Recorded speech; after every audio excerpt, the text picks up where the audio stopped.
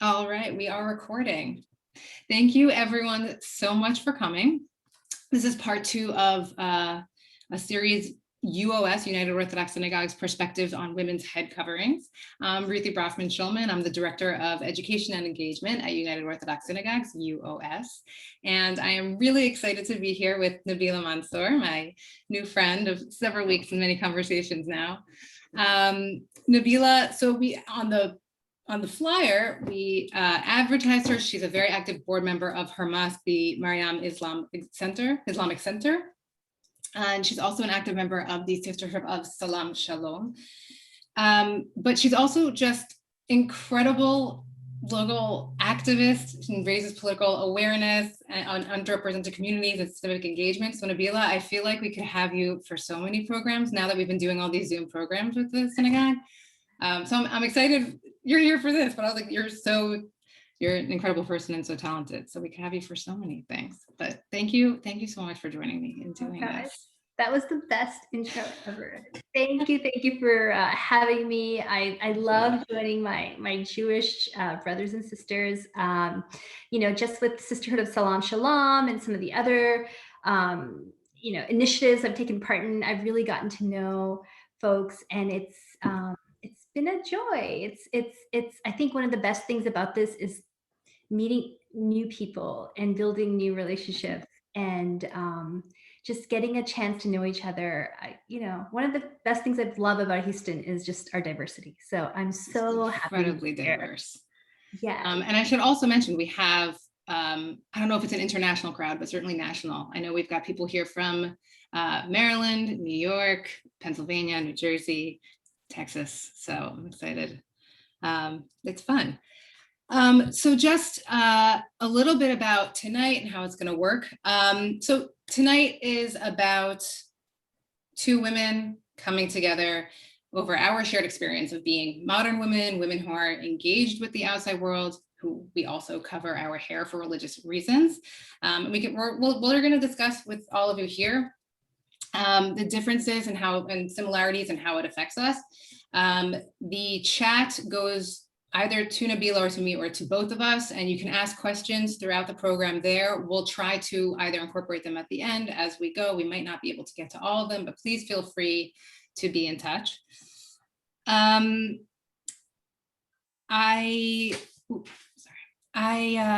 reason why I came up with this idea was because there's a really sweet young Muslim couple who are going viral on TikTok and YouTube, kind of just like bringing people into their American Muslim lives. And one little video she showed was she and her husband were kind of doing like a mock, a little snippet into their lives of like what happens when the Amazon guy comes to the door and she has to get the package and she's not wearing her hijab. So she needs to go and cover her. And there's like different funny ways where she like throws a towel on her head, she puts her arm up and she's trying to get the package through the door. And I think it was like a hashtag of like hijab girl problems. And I was watching this and I'm like, that can be so similar to how some women are strict in the Orthodox Jewish world and how they cover their hair. There's so many similarities. So in so many parts of life. And Nabila, when we had talked at some point, we kind of just kept talking about other things where we were like, how's your mosque and your shul doing? But we'll talk about head covering tonight. So that was one inspiration. The other part of tonight was that I had a lot of women approaching me wanting to learn the Jewish sources on head covering. So last week I did do a class on that. If anyone wants, it's on YouTube as well. I can email me, ruthie@uosh.org. I can email it to you. But there are also all the Jewish sources. It's also just so much of this, the lived experience that we've talked about of covering hair that I think it's a funny thing to just get on Zoom and talk about. And it's just so much more natural to do it with someone else who does. And so that's the background of why we're here. So we'll jump in to our conversation. So the first question I want to kind of address is, and I also should, Nabila really, she did say, she wanted me to also make note that Nabila is not a Quran scholar, which any also religious Jewish woman covering the hair is also not going to be a scholar necessarily of why they cover their hair. But I guess the question of why do women who wear hijab cover their hair with the hijab? And certainly, as I ask you a question, I'll try to introduce with the Orthodox Jewish experience. even though it's complicated, it's really not as straightforward in the Torah as something like keep Shabbat or keep kosher.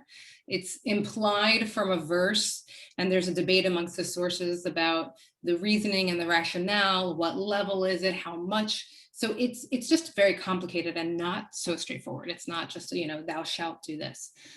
So Nabila, I know it's a little different in the Quran, right? Do you want to speak to that? Yeah. So, well, thank you so much, Ruthie, for having me here, and everyone for joining us on what are we on a Monday evening? We could be doing a bazillion other things, and yet here we are together.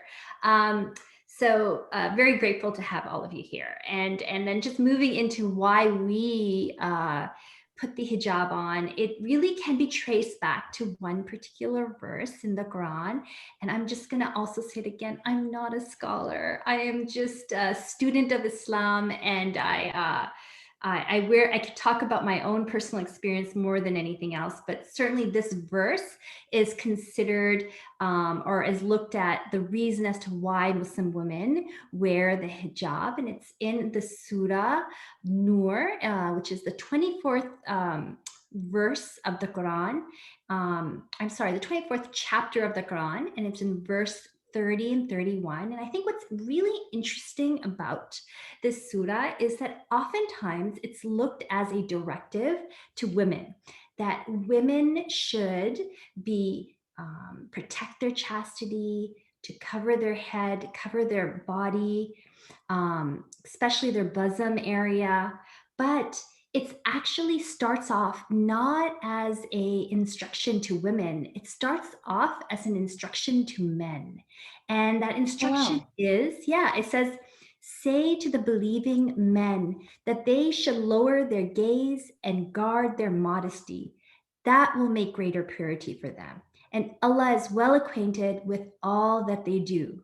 So the first verse goes towards this idea that men should lower this gaze and protects women from this idea, not just of harassment, but like visual harassment, right? Like lower your gaze when you look at women. And then it goes to the believing women and says that you should also lower your gaze and guard your modesty and should not display their beauty and ornaments, except what must ordinarily appear, that they should draw their veils over their bosoms and not display their beauty except to their husbands, to their sons, it has a list, kind of like that list of folks that you can take your hijab off in front of. So I always thought that was really interesting, that this injunction, if you will, is first to the man, and men have certain expectations, not just women, and that women should cover their head as well in order to be modest. And this modesty applies to everyone. And the way it's been understood, at least by the mainstream Islamic scholarly community, is that it is the hijab. And then we can talk a little bit more about how that presents itself in different cultures and different countries. And there's certainly a variety of opinion, like any scholarly research or academic endeavor. There's always a difference of opinion. And so there's some people that take that to mean that it also covers your face. There are some people that take that to mean that in modern time, you don't have to cover it all. That's probably a more modern interpretation. But the mainstream one, and the one that I follow, is that you should wear a hijab, which is just your headscarf, which is what I'm wearing here.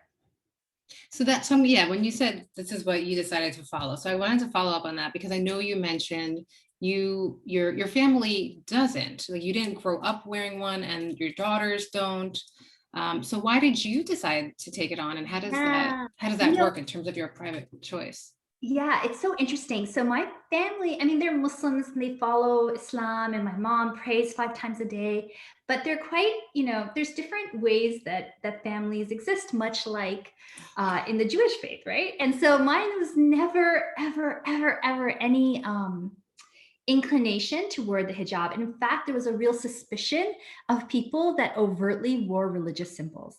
like that there was something else going on. And that might have been because my parents were immigrants and they came from another country and they just didn't trust the, they had incidents where religious people didn't do really good things. And so they were very suspicious of people that started wearing overt symbols of their religion. And I remember when I was, Oh, sorry, sorry, go keep ahead. going. I didn't mean to No, I'm gonna have follow-up. No, I'm gonna have follow-up. You didn't cut me off.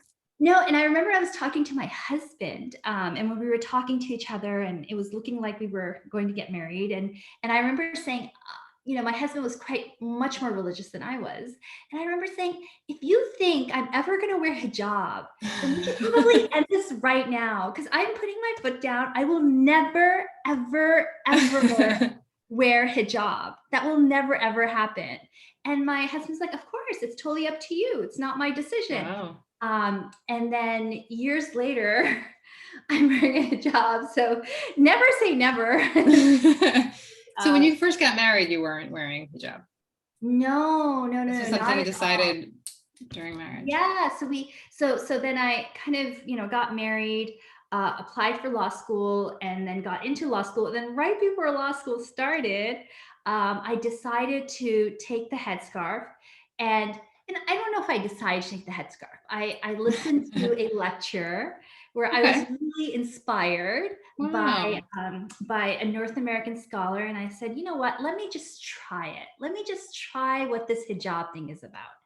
And I had bought a few hijabs when I used to go to the mosque. I always had a few hijabs ready. So I wore them and I left the house and nobody said anything. And then I wore it the next day and nobody said anything. Wow. So it wasn't like you just started doing it naturally, just super organically. Yeah. And then I kept wearing it. And then we were going out to meet some friends and my husband was like, are you going to wear that to meet? So I was like, let's just see what happens. And Right. Wow. people ask me, I'm like, no, I'm not wearing the scarf. I'm just trying it.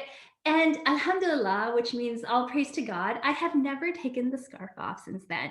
So it wasn't like an overt decision. It was just, I wore it. I just wanted to try it out and ended up not taking it off, not telling my parents. My parents are from Canada.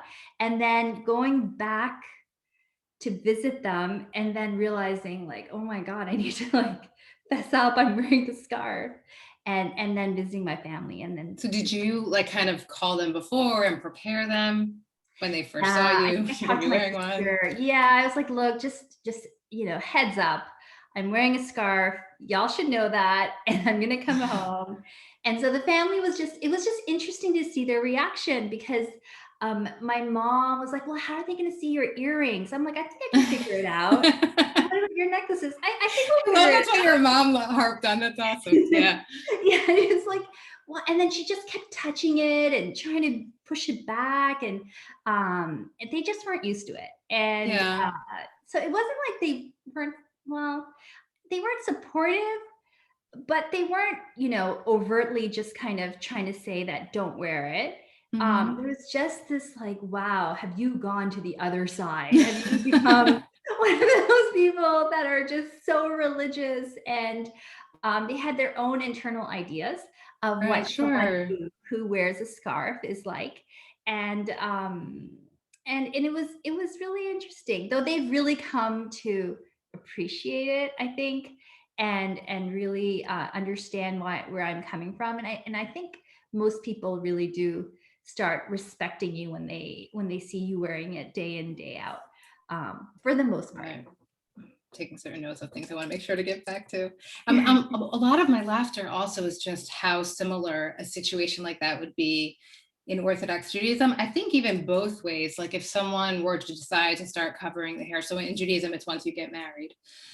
A woman covers her hair and there's different ways and different how much they cover, but for sure, if someone who came from a family who didn't cover decided to cover their hair, like that would, in a lot of scenarios, be a conversation that a woman would probably have with her family of like, look, this is my decision. This is what I want to do.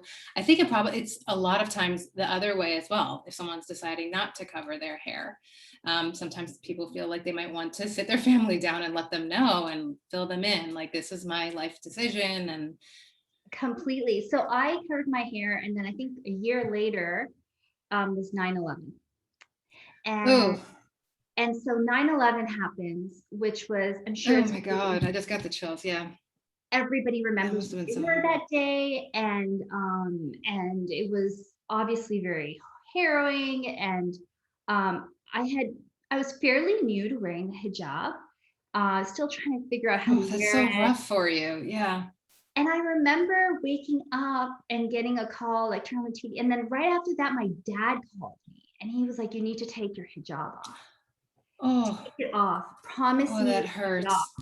Because if you're going He to was leave the worried. he was worried. He was like, just Yeah. don't leave the house. And I was like, Daddy, why would I take the hijab off? That's at that point, it was part of my identity. And I certainly didn't want to, not take it off, because of something that had nothing to do with me. I Yeah. mean, I didn't see it having anything to do with myself. And so anyways, I think I did take it off that one day because I kept getting calls. My dad was so just adamant. Not He's never been like that before. And he was just like, please take Wow. it off. You don't know what's gonna happen. And so I went to school, I took it off, but I felt so like it was like It was I felt betraying your identity. yeah, I felt so not true to myself. Right. And so I put it back on. I was like, if something's meant to happen, then so be it. But I can't do this. I can't not wear this hijab, because I'm worried about what others will do to me. And if something, I'm not. Also, I understand if something was to happen, I would take it off if I needed to, but I just could not take it off. Yeah. So I and uh, I will say this. When I did wear my hijab and after 9/11, I was still in school and I had professors come up to me and ask me, "Are you doing okay? Is everything all right? Have you been, has anyone said anything to you?" So it was really gratifying Wow. for that reason. I mean, I just that wouldn't have happened if I hadn't worn the hijab. And I felt very yeah, I just felt grateful for that. It was really very nice. But I just remember that fear that just came in my family's voice, like, just please take it off. And at that point, you really realize that, oh, this is about something else. Like, this is between me and Yeah. Allah. This is between me and God, and I just can't do Yeah, I that. want to ask you. So right before you had, I mean, I think the two aspects of respect and identity. I for sure, and I think with religious Orthodox women as well, people will see it as, what's the word I'm thinking of? That it's the fact. What is the word I'm thinking of? When it's someone's pressuring you into it, that Mhm. you're being So yeah, so that you're being oppressed. oppressed. Thank you. Oh my God. I'm going to chalk that up to having little kids and lack of sleep. No, it's Yeah, someone else said coerced or oppressed. Yes, because that's for sure something that we can share in terms of, and I loved how your husband was like, he's more religious and yet he says, that's your decision. I think, and I don't think across the board, that's what all women experience. I do think there are for sure Orthodox women whose husbands have a preference and they maybe don't really share that preference strongly. But my husband also like, this is your mitzvah, your commandment, you whatever you want to do. So I want to ask about, and specifically after 9/11, if people are thinking you're like this oppressed woman, and if anything, the opposite for you of saying, this is me and this is my choice and what I want to do and who I am. Yeah, so there's something about that, like this idea that if you're wearing a hijab, you're oppressed, that you are, I don't know, brainwashed or Right. somehow, aligned with some terroristic type of thinking. And all of that, I think, is just to say that, at least for me, and I again, I'm speaking here for myself, is that if anything, I saw the hijab as a culmination of my ideas of what feminism is. And I'll be really honest, and that might be surprising to other folks, but if I I love it. believe if I believe that, my religion is the complete submission to God, if that's what I believe, and then I started wearing the scarf only to please Him, then that tells me that I don't have to please anyone else. I don't care about anyone. I cannot be enslaved by anything. because I'm I in love my that. idea, the submission is to Allah, is to God. And if I can, it's actually really very liberating, because all of a sudden I don't have to worry about meeting whatever that idea of perfection or beauty is in society. I don't have to worry about that.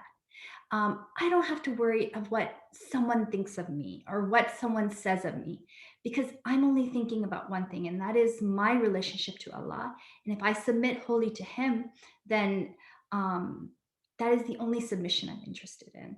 And that is something that comes after, not because someone told me, was because I believe in this religion. Like I said, my parents weren't overtly religious. That came on my own. That came on Yeah. my own time. Yes, I was born into my faith, but I like to think that I actually embraced my faith once I became a teenager. Once I got into my early 20s, I built a relationship. I read the Quran. It was a struggle at times. I read it. I wanted to figure what was going on, what was happening, what was right.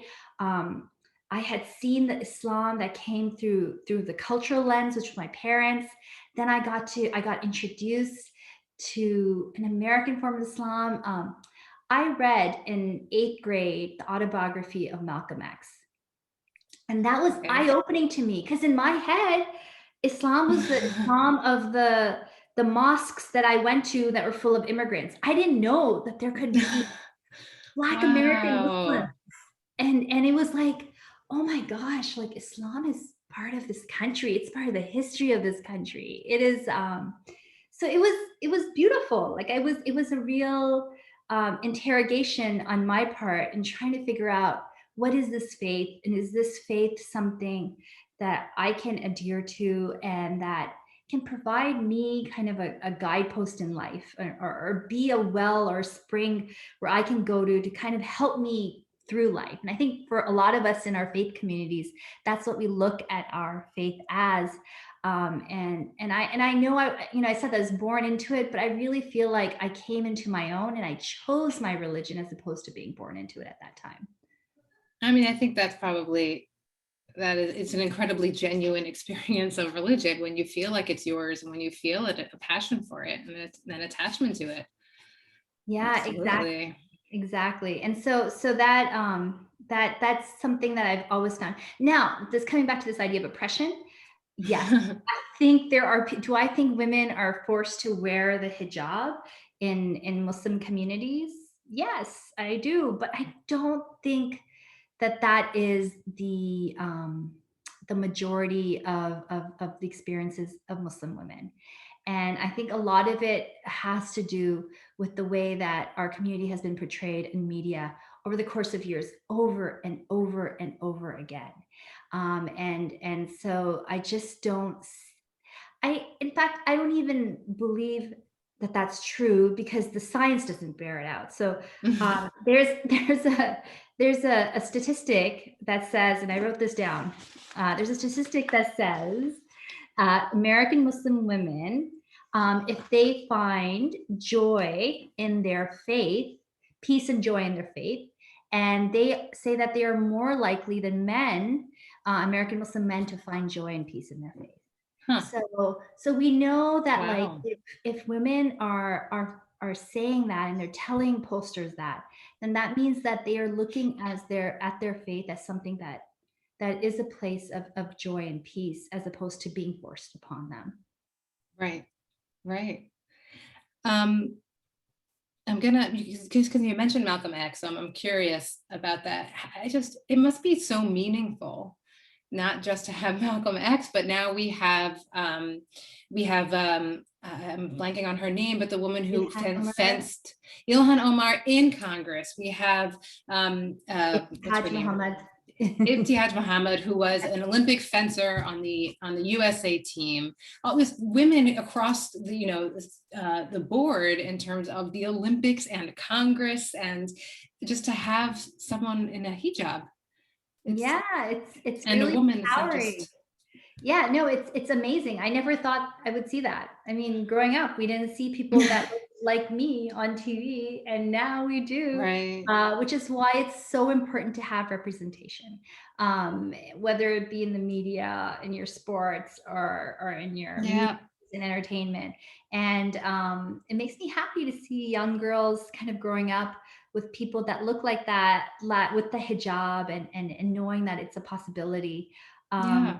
it's an exciting, so it's an exciting time to be in America. There is a lot going on, and we can talk about everything that's wrong, but I almost feel like there's something really beautiful that's happening right now too. And That's awesome. we're seeing real change, and it's nice, and it makes for a better time. It makes for a better America. It makes for just I don't know. I just think it's so gratifying to see the changes we're seeing. And there's going to be challenges, and there's going to be so many things that, even I sometimes am like, wow, things are so different. And I consider It's true. myself to be really open to experiences, but sometimes I look around like, wow, this is not when I was a kid. And my kids call me out all the time. Mama, why are you saying that? Why are you doing that? That's not the right way you talk about. What am I saying? You're not woke enough. I'm just not open. And and then I like to think that I'm very open-minded. And yes, That's a nice. lot of change is happening, but a lot of good is coming as well. Right. So, I mean, one big difference that you and I have, though, is in Jewish religion, there isn't a directive on how a woman covers their hair. So right now I'm wearing a scarf. In Hebrew, it's called a mitpachad. In Yiddish, it's called a techel. All of those are used. It means scarf, kerchief. But we have a lot of different, some women will, a lot of women wear wigs. A lot of women wear hats. In Israel, there's much more of a variety, and culturally, women will wear it like more piled up on their heads.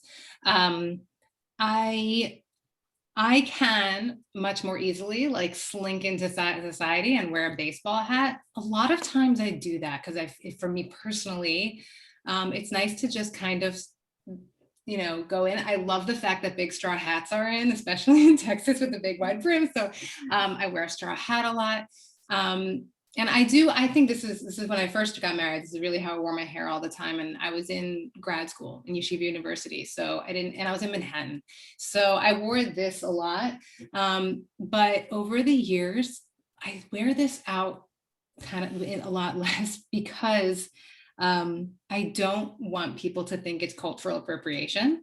This is just like a very popular way for the Black and brown community to wear their hair. And even though it is in my culture, I'm also very white, and I know people will see me as that. And so they'll be like, why is that white girl wearing her hair like that? And I don't want to offend anyone. I don't.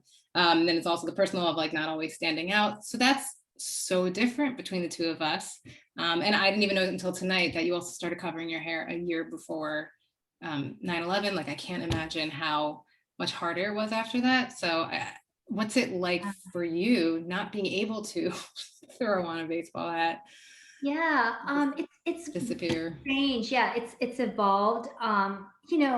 Look, you're wearing a hijab in a society where this is not the mainstream dress.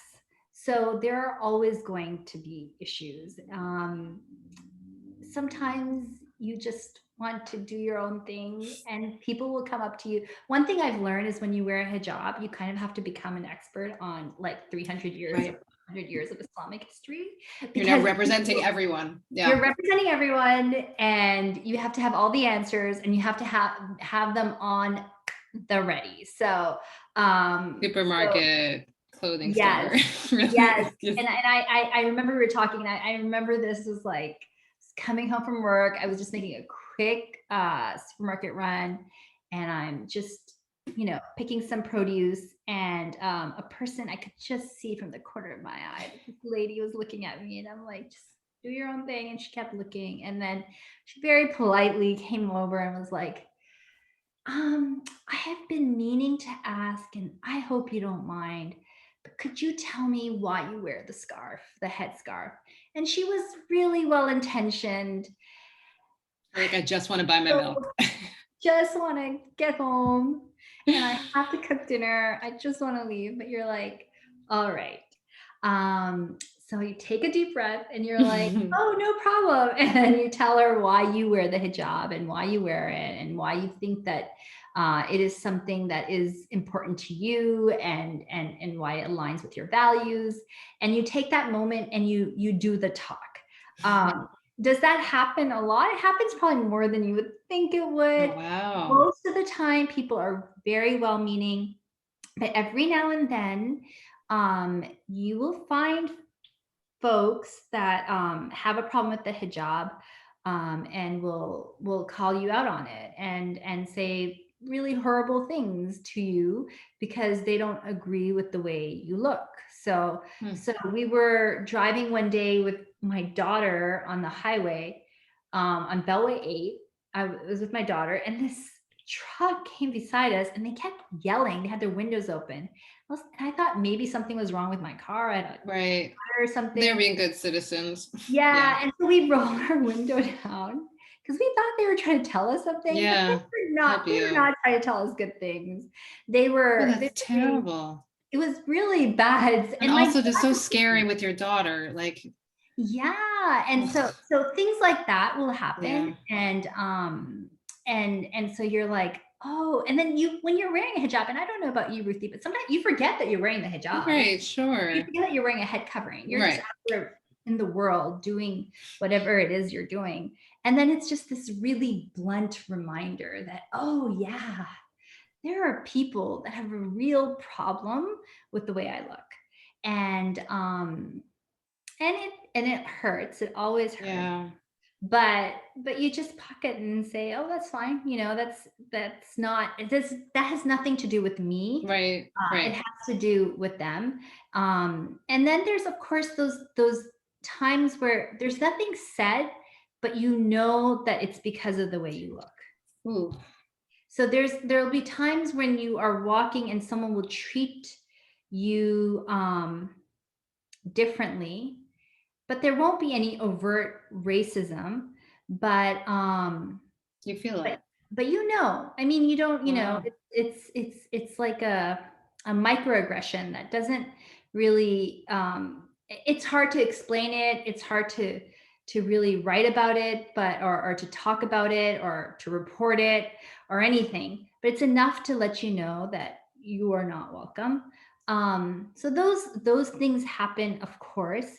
But for the most part, I would say things are, at least in a place like Houston, where you do see more diversity, it's not so bad. But of course, there will always be issues all the time, always. And that's okay. Yeah, someone's commenting, African American women often get those questions about our hair. May I touch it? Washing habits, varieties, especially in safe spaces like dorms, social clubs, and schools, but they're teachers all the time. Yes. Yeah. I remember someone asked me about the Kia, and it's this, and I didn't know what it was about. I really didn't. It's apparently this Islamic concept. Well, I know about it now, but it's this Islamic concept where the idea is you can lie if you think your life is in danger, but it's been used on right-wing radio to say that all Muslims are lying about their allegiances or something. So someone came and just confronted me and was like, oh my gosh, can you tell me what taqiyya is? Why do Muslims lie? Why are you lying all the time? I was like, I don't know what you're talking about. So I say that we have to know our stuff. We have to know our stuff. Right. So I came home and I learned all about taqiyya, and I was like, I need to know about this because I will be asked about it at some point.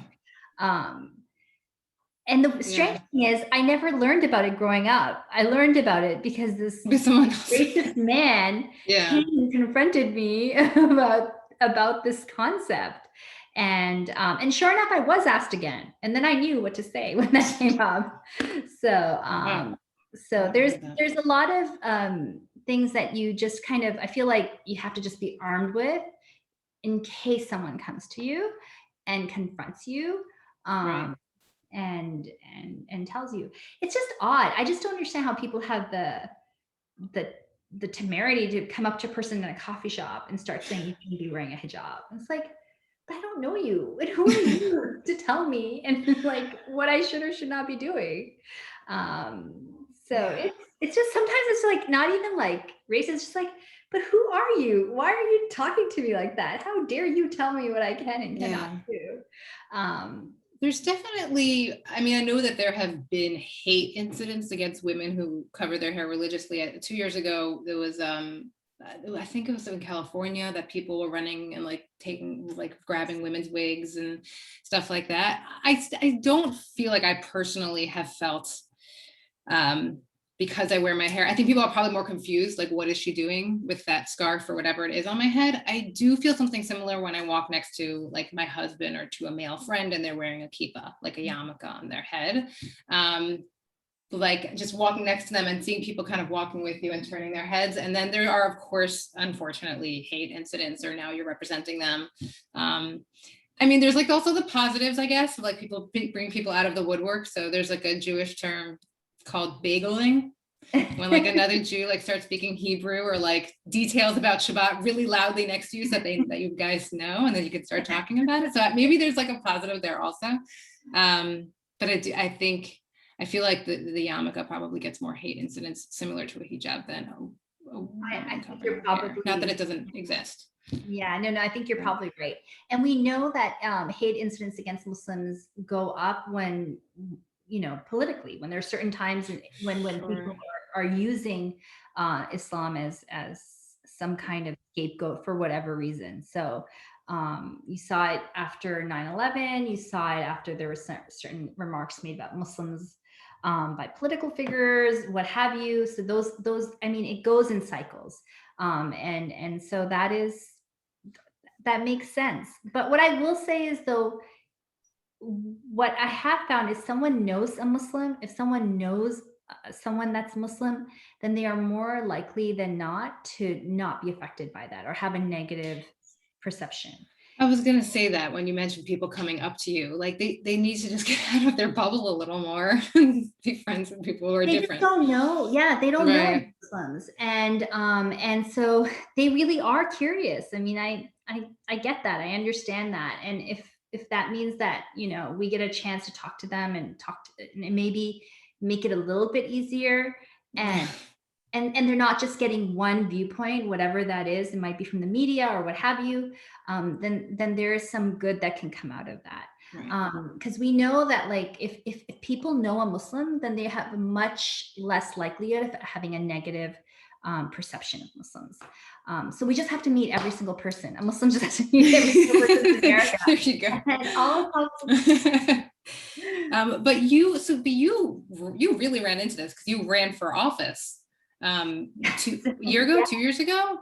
Yeah, I ran in 2019, and I was running for Sugar Land City Council. And it was a really interesting experience, mostly because I was running as a woman in a scarf, and I live in a very your face was like on business cards, posters, everything, billboards, yeah, like big signs, maybe not billboards, big signs, and plastered all over. That's when you run for the Senate, yeah. And I remember, like, we made it to the runoff. We weren't able to win. But I remember when it was over and our team was kind of doing a look back. We're like, probably wasn't a good idea to put a woman in a hijab, like big old face, like everywhere on roads, street corners, because people aren't used to that. But how did that feel for you, though? Like, if this is your identity and this is who you are, and yet one of the things you think about and reflecting on a campaign when you didn't win was, I shouldn't show my face because who I am. How does it hurts. It's like, it hurts. But it's also, it's never been done before. We were the first people to do it, at least in this particular city. And it's going to be easier for the next person who does it. And there is something to that. It was a wonderful thing for society, American politics, and growth. Oh, thank you. And it was important because girls came up to me at our mosque and said, "We'd never seen someone like you run." There are women who said, "I've never voted in my life, but because you're running, I'm going to vote." and they became registered to vote, and they voted, and we increased voter turnout by 20%. That's So just a amazing. itty little, city Fantastic. election, but we were able to propel voters to come out, probably voters from the other side as well. Obviously, I didn't win, but we were also able to propel voters from my community to come out in a way that they had never come out before.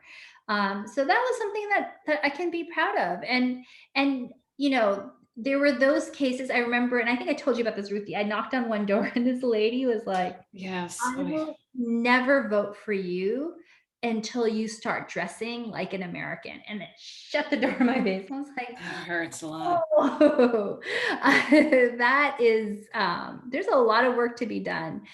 And, and but So it was much. a learning experience. And we were able Yeah. to meet so many people that I had never thought I would ever get a chance to meet. And talk to people and have conversations and really get to know the community in a way that would have never been possible had I not. Oh, And then there's other people that will run after me, and they will make it, and it is all good, and we will keep going. But it's just, it was an interesting experience. There was this one woman who I had never met in my life, ever. Nothing against her. I didn't even know her, but she was very upset that I was running, and decided to make this video. And so we got, so I, during my day job, I'm the executive director of a civic engagement organization called Engage. One of the things that we do is try to bring voting to a wider audience, especially Muslims. Tell them about why voting is important, get them registered to vote, get them to go out and vote. It's nonprofit, nonpartisan. amazing. Um, and and so one of the things we advocate for is to have diverse voting centers. And so we had been advocating for years to get our mosque to be a voting center. And Mm. we did. Actually, in my election, it became a voting center. And so she made this like 3-4 minute video about how I was part of some conspiracy that was taking over Texas, Oh, and I was making mosques voting center, and that this was part of a huge cabal of people that were infiltrating Sugarland politics, and I was their leader, and I was going boy. to somehow take over the political system. And I don't know, it was going to be horrible and a terrifying reign. And This was a video, like on social media. on social media, just plastered everywhere, and it Oh, highlighted, kept saying about how she was like a 6th generation or 7th generation Texan, and how I was not that. oh, she was the American. Okay. She was the American and I was not. And I just thought, wow, A, people have a lot of time on their hands, and B, like, if I was that powerful, then the things that I could do, I would not be running for Sugar Land City Council. Like, I would be doing something else. So there's just a lot of strange folks out there. And we can laugh about it now, but it was Yes, really terrifying. interesting experience. And Scary. I think the experience that I had was very different from the experience that other folks would have running for that race. Um, and it speaks to where we are as a community. I know I had to raise a lot more money Mm. than my opponents, because I just had a lot more work to do. I'm getting a couple messages here of people commenting. This is so similar to either the comments of like Jews controlling the world, or recently talking about Jewish space lasers and it made it into Yes. SNL. Yes. Very Yeah. similar. It's one of the things that I think a lot of minority populations kind of have to go through. Part of the American coming to age of communities, perhaps. But I do think that things, again, I'm always an optimist. I think things are getting better. We have a long way to go. And I'm optimistic. I also, like I mentioned in the beginning, how like this is going to be about head covering, but like there's so many similarities about our lives and what we could talk about. Like we've already, it's yeah, being an observant woman in America today for sure. All right, we have a couple more minutes, so send in your questions, because I have a couple more, and then we'll hopefully get back to any questions here. On a little bit of a lighter side, so you had mentioned that there are different ways that people wear hijab, and so it changes like regionally or culturally. Is there a religious difference in how people? Yeah, no, I mean, so I do think there's a difference in understanding. So like I said, there's people in Afghanistan and Saudi who will oftentimes wear the face covering, right? Right. And they think that that is, according to their understanding of the scripture, that is hijab. You know, that is one reading of it, and that is considered a legitimate reading of it.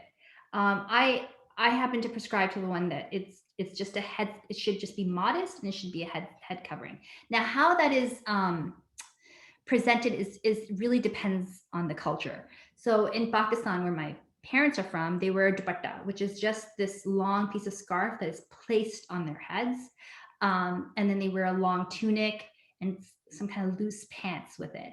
That tends to be the Pakistani way of wearing hijab.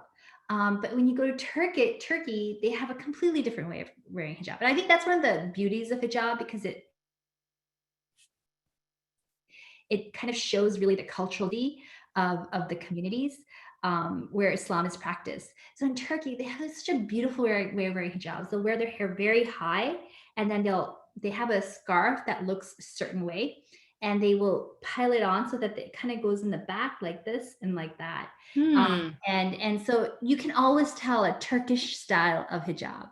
And then there's the American style, which is very similar to what you were wearing. That's what I don't feel like I've seen it enough, but then when I was kind of doing I was watching a lot of TED Talks and stuff, getting ready for this, I was like, well, how do women do, they probably cover all the hair, but they'll kind of do this. Yes, it's very common.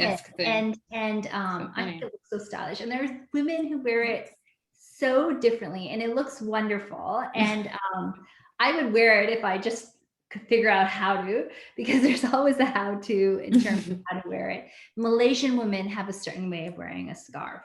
Interesting. So I think culture shows their hijab in a different way. The idea is the same. Cover your head with some kind of headscarf. Specifically a scarf. Yeah. I think that's like a big difference with Jewish halakha and the Quran. I think it's very much a cultural thing of how someone chooses to wear their hair. A wig is usually, it's not usually. There's like such a spectrum. So I would say, like, if you walk into United Orthodox synagogues on a Shabbat morning, maybe not right now, pandemic, but pre-pandemic, when it's like totally full and robust, even though we're getting there, and everyone's vaccinating. But you will probably walk in and there'll be married women with no head covering. So maybe they'll have like a little lace doily. Maybe they'll have what are those little British hats called? Fascinator. Yes. Fascinator. Like a little fascinator, maybe a scarf like me, or maybe a wig. Like, it could be a total range. I think that definitely reflects the diversity in our synagogue. I think some more ultra-Orthodox synagogues, you'll see many more people wearing wigs and covering all their hair. In the Hasidic community, which is actually based on sources, which is also the way that Hollywood portrays all ultra-Orthodox Jews, it's the same, like a little wig and like a pillbox hat on top. So there's actually a source behind that there's a double covering there. So there's this like range of how, and as I said before, women in Israel they actually have certain like contraptions. They have like a foam piece to either wear back here or wear up here, so that they can pile the scarf like higher or back. So that's same with Turkish, and even some women I know here that do that. They have a box that they wear, some kind of bun or something. Yeah, it's like a foam thing. Yes. And then they pile the hijab on it to give it kind of like almost like a lift. Yes. Yeah.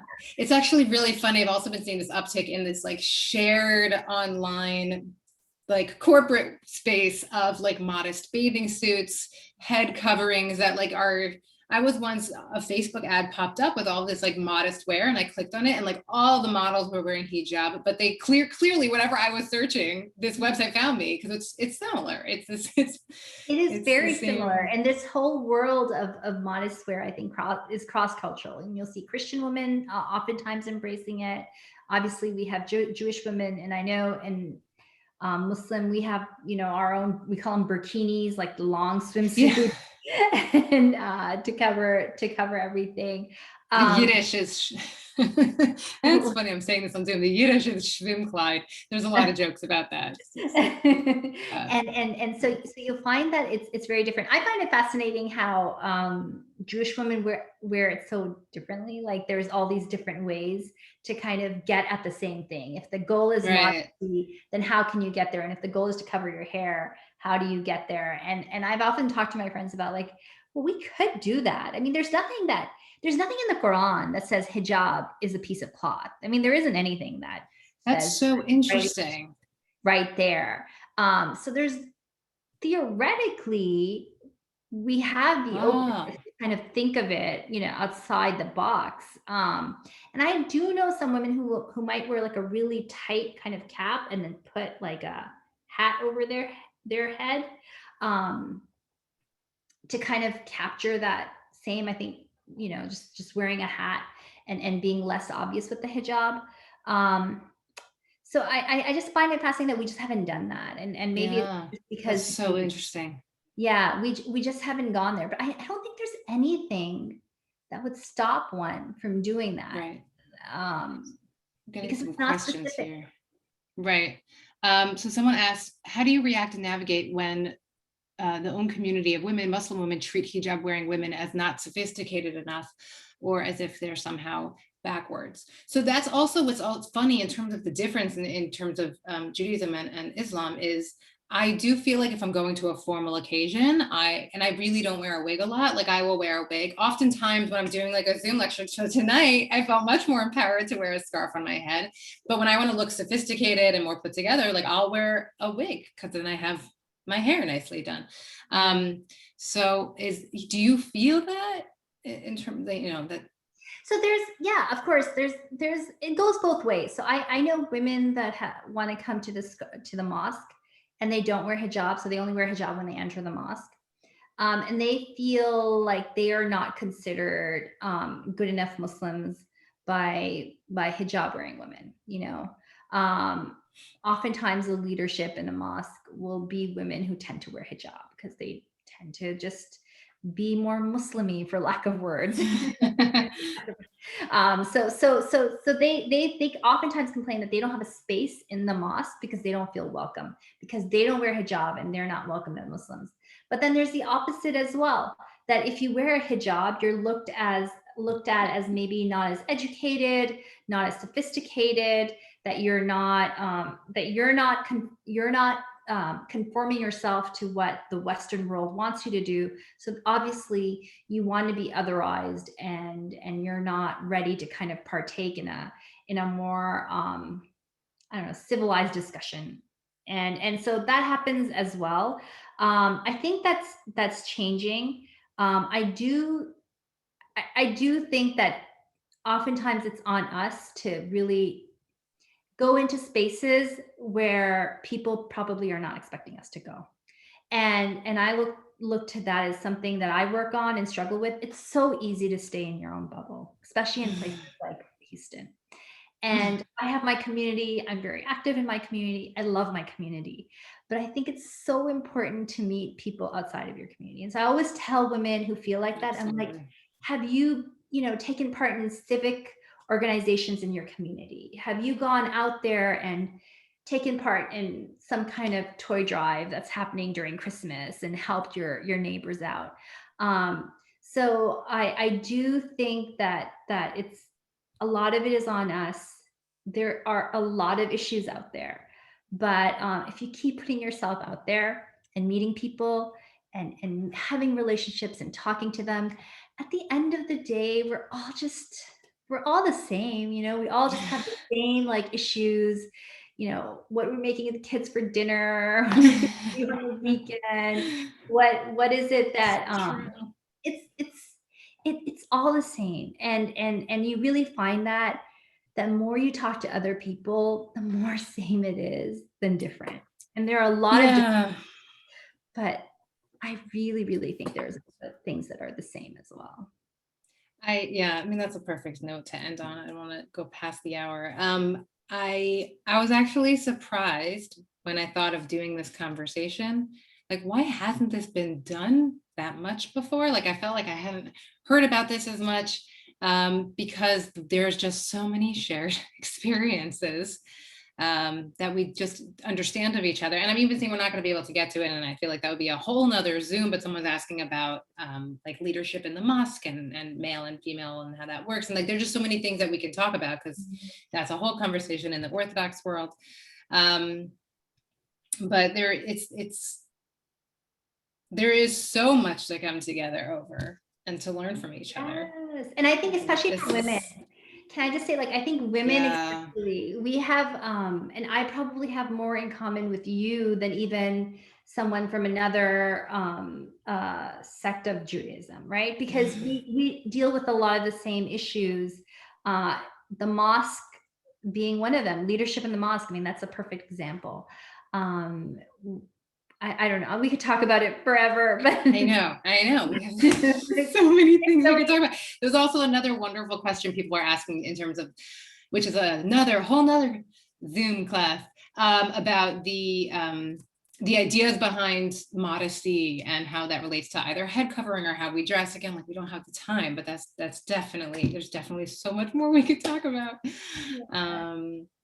So maybe we'll continue. We'll do that another time. Well, for a different series. Much. This was so great. I wish I could see everyone's faces and see, I don't know. And one day we'll be together and we'll be able to have a more interactive experience. So yeah, I'll tell you, I don't know if I can actually check to see, because I had this Facebook post today of like, were two women of two minorities, specifically after the attack on Asian Americans last week, that I just felt like this was such a liability of Zoom bombers, of kind of any kind of nutty people, for people to ruin a conversation about what we have in common. I know. I'm just so happy to be here, and I look forward to meeting all of you. I know Rabbi Gelman from work in the, doing work, interfaith work in the past. And I'm so happy you connected us. So am I. And I count all of you as friends, and look forward to the day where we're in the same room. Amen. And I should also mention, when we were talking about the timing of this class, I was talking about Passover, and then she's like, well, I can't do April because it's Ramadan. And I'm like, there's like another thing, like, we're planning our lives around holidays. So I'm going to wish you an early, can I say happy Ramadan? Yes, that's perfect. Happy Ramadan. I'm going to say early happy Ramadan. Thank you everyone so much for coming. This will be up on YouTube. We'll put it from the UOS Facebook page. Always feel free to email me, Ruthie. I'll put it quickly into the chat somewhere here. Everyone, and I'm going to put my email too, if anyone for whatever reason wants to reach out to me. Mine went to everyone in the waiting room. I don't know what I did wrong. Did anyone get that? No, that did not go. Okay, well, it's Ruthie@uosh.org if you want the YouTube to the first one, and I have the sources there.